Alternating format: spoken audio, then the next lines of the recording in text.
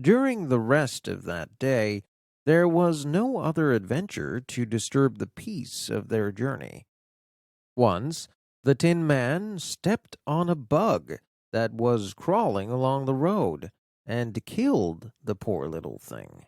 This made the Tin Man very unhappy, for he was always careful not to hurt any living creature, and as he walked along, he wept several tears of sorrow. These tears ran slowly down his face and over the hinges of his jaw, and there they rusted.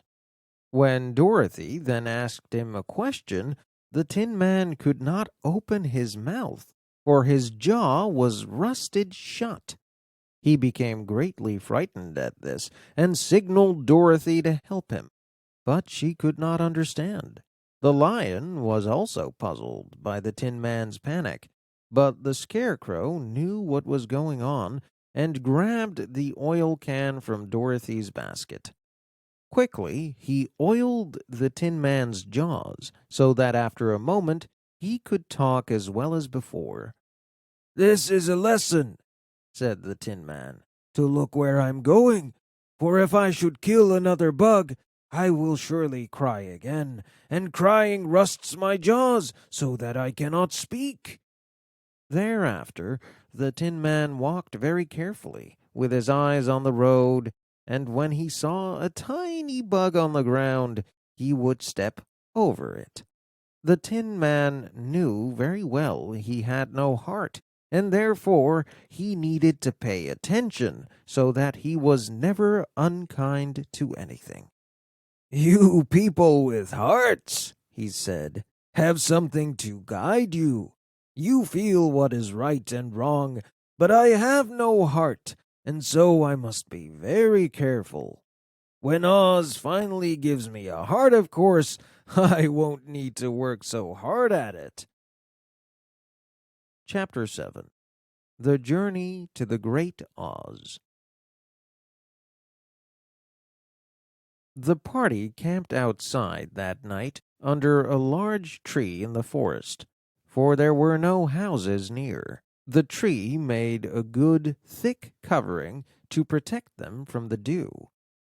And the Tin Man created a great pile of wood with his axe, and Dorothy built a roaring fire that warmed her and made her feel less lonely. She and Toto ate the last of their bread, and now she did not know what they would do for breakfast. "If you wish," said the lion, "I will go into the forest and kill a deer for you. You can roast it by the fire." "Don't! Please don't!" begged the Tin Man. "I would certainly weep if you killed a poor deer, and then my jaws would rust again." The lion looked puzzled, but agreed.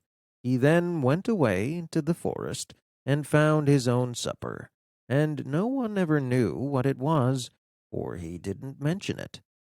The Scarecrow found a tree full of nuts and filled Dorothy's basket with them, so that she would not be hungry for a long time.